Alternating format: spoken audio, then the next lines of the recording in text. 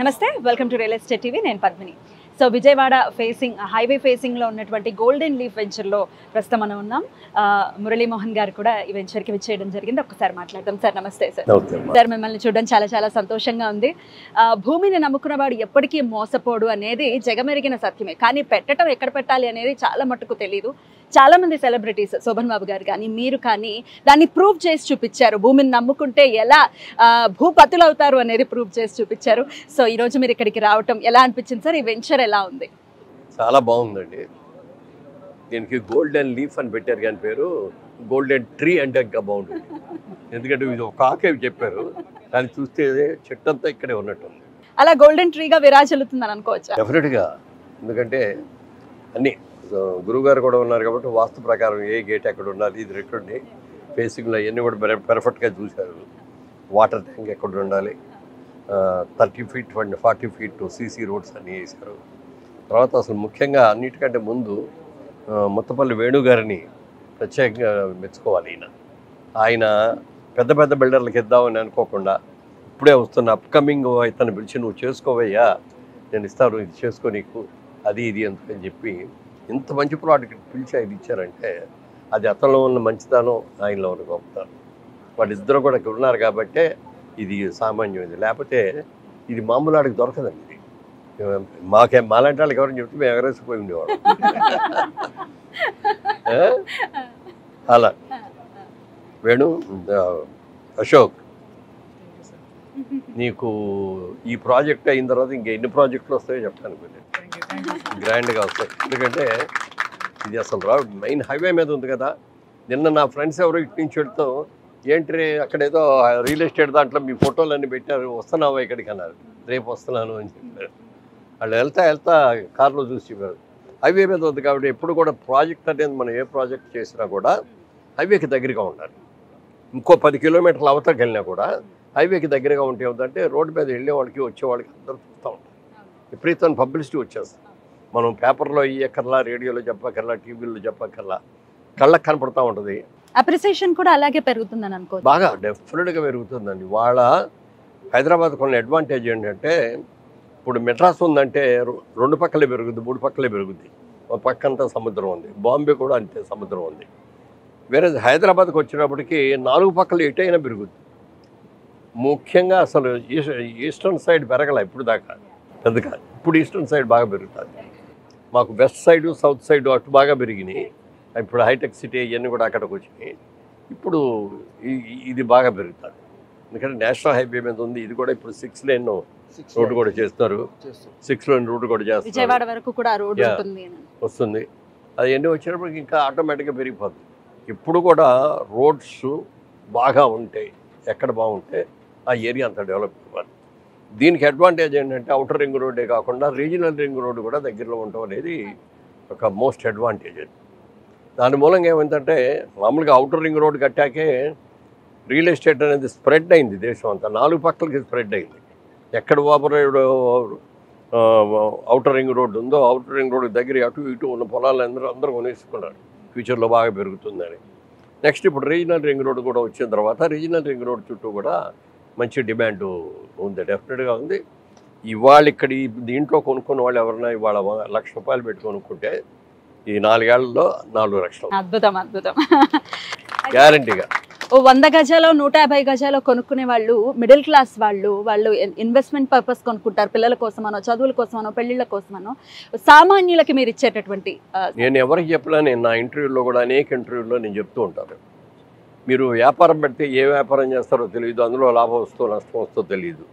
లేకపోతే shares కొన్నారనుకోండి, shares పెరుగుతాయో తెలియదు, మొత్తం జీరో అవుతాయో తెలియదు. బ్యాంకులో వేసినా కూడా వచ్చే వడ్డీ మరీ టూ మచ్. ఇప్పుడు మరి 6%, 7% ఇంట్రెస్ట్ కూడా రావట్లా. దాన్ని అన్నిటికంటే కూడా భూమిని నమ్ముకున్నారనుకోండి, భూమి పెరిగేదే తప్ప తరిగేది కాదు. కానీ ఎక్కడ పెట్టాలో అనేది కన్ఫ్యూజన్ ఉంటుంది. అది దాంట్లో సెలక్షన్ ఇట్లాంటి మంచి నేల. ఇప్పుడు ఈయన 15 ఏళ్ల క్రితం 20 ఏళ్ల క్రితం ఇది కొన్నారు. ఈయన కొని ఈయన పిలిచి ఈయనకి నువ్వు చేయి డెవలప్మెంట్ అని ఇచ్చారు. అది ఆయన అదృష్టం, ఈయన మంచితనం. వాళ్ళిద్దరూ కలిశారు కాబట్టి ఈ ప్రాజెక్ట్ ఇంత అందంగా మెయిన్ రోడ్డు మీద ఎంత ఫేసింగ్ వచ్చింది.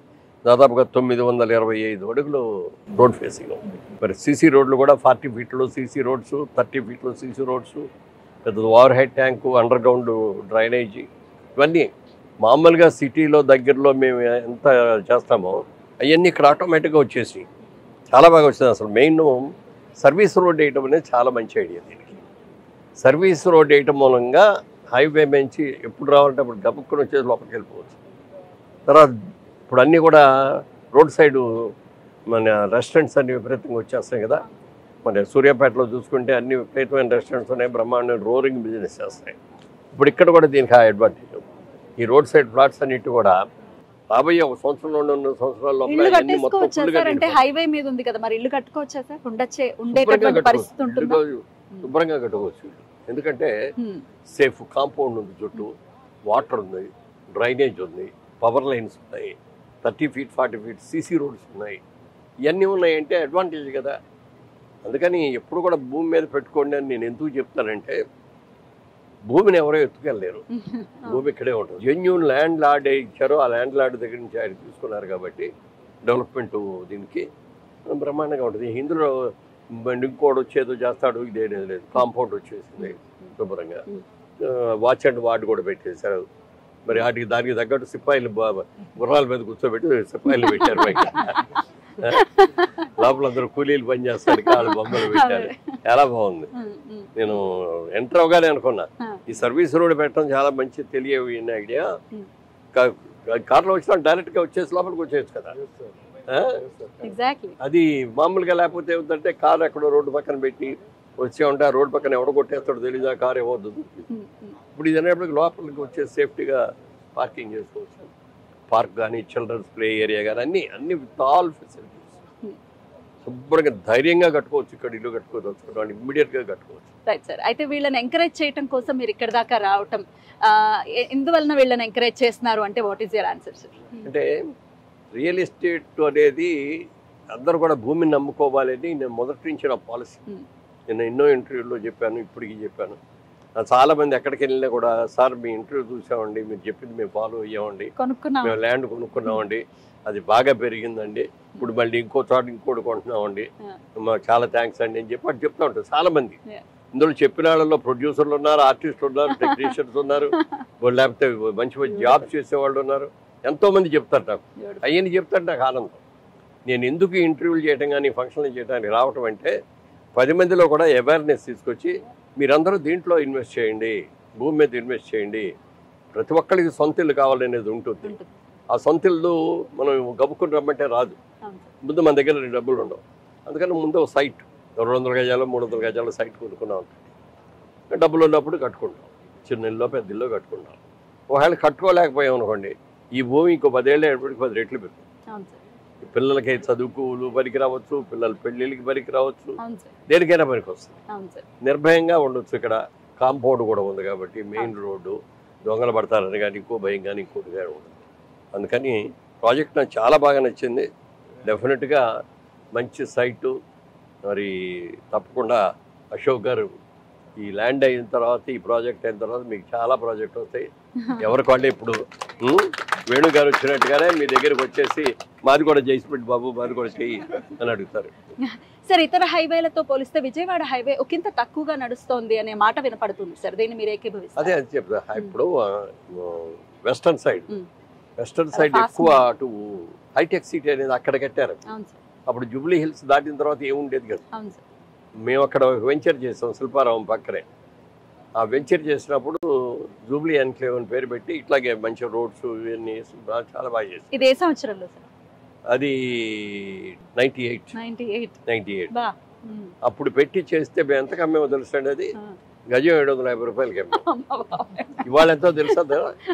3 లక్షలు గజం. అంటే ఎన్ని రేట్లు పెరిగింది? ఒక రేణు కూడా రాదు సార్. ఇవాళ రోజున అట్లా భూమిని నమ్ముకుంటున్నారంటే ఇవాళ కొనేసి రేపు పొద్దునే పెరగమంటే పెరగదు కదా. మంచి ఇది దీంట్లో ఏం లిటికేషన్స్ లేకుండా ఉన్న ల్యాండ్ కొనుక్కోవాలి. ఆ ల్యాండ్లో చక్కగా డెవలప్మెంట్ చేస్తే లోపలికి వచ్చి చూసిన వాళ్ళు ఎవరైనా సరే వెనక్కి వెళ్ళలేరు. అంత బాగా చేశారు డెవలప్మెంట్ లోపల. డెఫినెట్గా టోల్ గేట్ కి వెరీ నియర్. అడ్రస్ కూడా చెప్పడం, టోల్ గేట్ దాటగానంటే 1 కిలోమీటర్ లోపే ఉంటుందండి నేను చెప్తే ఈజీగా అర్థమైపోతుంది. చెప్పకల్లా రోడ్డు మీదకి వచ్చినప్పుడు అటు ఇటు డెవలప్మెంట్ చూస్తుంటే అందరికీ అర్థమైపోతుంది. సో విజయవాడ హైవే ఇలా స్లోగా మూవ్ అవ్వడానికి గల కారణం అంటే ఏంటి? కారణం లేదు, ఇప్పుడు ఇటే పెరుగుతుంది. ఇటే పెరుగుతుంది. ఎందుకంటే అటు సైడ్ అంతా కూడా హైటెక్ సిటీ వచ్చిన తర్వాత ఇవాళ అక్కడ 100 కోట్లకి ఎకరం వెళ్ళిపోయింది. 100 కోట్లు అంటున్నారు. అది నిజంగా మా వచ్చింది కాదు, అక్కడ ఉన్న ల్యాండ్ వాళ్ళని అందరూ కలిసి గవర్నమెంట్ వేలం వేస్తే అంత రేటు పెట్టుకున్నారు. అంత రేటు పెట్టుకోవడానికి ఉద్దేశం ఏంటంటే వాళ్ళ సైట్లు అన్ని చుట్టూ ఉన్నాయి. అది 100 రూపాయలు 75 కోట్లు 80 కోట్లు అన్నీ వస్తాయి మనకి అని చెప్పి ఉన్నారు. అది న్యాచురల్ గ్రోత్ కాదు. ఎప్పుడు కూడా గ్రోత్ అనేది మెల్లగా పెరగాలి. ఒక్కసారి పెరిగితే అది ఎప్పుడు పడిపోతుంది. మనకి తెలుగులో సామెత ఉంది, పెరుగుట విరుగుడు కొరకే ధర హెచ్చుట దగ్గుడ కొరకే అని. అలాగే అవుద్ది. అందుకని స్లో డెవలప్మెంట్ ఎప్పుడు కూడా గవర్నమెంట్ మారింది కాబట్టి ఒకంత స్లో ఉంది రియల్ ఎస్టేట్ అని అంటే మీరేమంటారు సార్? అది కరెక్ట్ కాదు, వాళ్ళు చెప్పింది కరెక్ట్ కాదండి. వాళ్ళు ఏమి వచ్చిన ప్రాబ్లం ఏంటంటే ఇక్కడ మనకి డిమాండ్ కంటే కూడా సప్లై ఎక్కువ ఉంది. ఇప్పుడు సపోజ్ 1000 అపార్ట్మెంట్స్కి డిమాండ్ ఉందనుకోండి, 10,000 ఉంది కట్టిస్తున్నారు. సో అందుకని ఏముందంటే కొంచెం బ్రాండ్ నేమ్ ఉన్న వాళ్ళకి కానీ, మొదటి నుంచి చేస్తున్న వాళ్ళకి కానీ, లేకపోతే మంచి ప్రాజెక్టులు చేస్తున్న వాళ్ళకి కానీ వాళ్ళకి తొందరగా అవుతుంది. కొత్తగా వచ్చిన వాళ్ళు సరిగ్గా ల్యాండ్ లోపల ఉన్నాడు అట్లాంటి వాళ్ళకి లేట్ అవుతుంది. కానీ అవుతుంది. ఈ వయసులో కూడా ఇంతే అందంగా, ఇంతే ఎనర్జెటిక్ గా, ఇదే మంచి హృదయంతో వీళ్ళని సపోర్ట్ చేయాలని వచ్చారు. చాలా చాలా కృతజ్ఞతలు సార్. అంటే మంచి హృదయంతోనే ఉండాలండి ఎవరైనా సరే. మనం బాగుండాలి, నేను బాగుండాలని కోరుకోవడం కదా, అందరూ బాగుండాలి, అందులో నేను ఉండాలనుకోవాలి. ఎందుకంటే ఒకప్పుడు నేను ఇట్లా చిన్న డెవలపర్నే కదా. బాగుంది, డెఫినెట్గా చాలా మంచివి. కొనుక్కున్న వాళ్ళందరూ అదృష్టవంతులు. Beautiful beautiful. Thank you sir, thank you so very much sir. నమస్తే సార్. తెలుగు రాష్ట్రాల్లో రియల్ ఎస్టేట్కి సంబంధించిన ప్రతి అప్డేట్కి ఒక ఛానల్ అయితే ఉంటే బాగుంటుంది అనుకుంటున్నారు కదా. ఇక్కడ చూడండి, రియల్ ఎస్టేట్ టీవీ అనమాట. ఇందులో అయితే మీకు రియల్ ఎస్టేట్కి సంబంధించిన ప్రతి ఒక్క అప్డేట్ అయితే అప్ టు డేట్గా 2 తెలుగు స్టేట్స్లో అందిస్తున్నారు. సో ఈ ఛానల్ చూడండి, సబ్స్క్రైబ్ చేసుకోండి.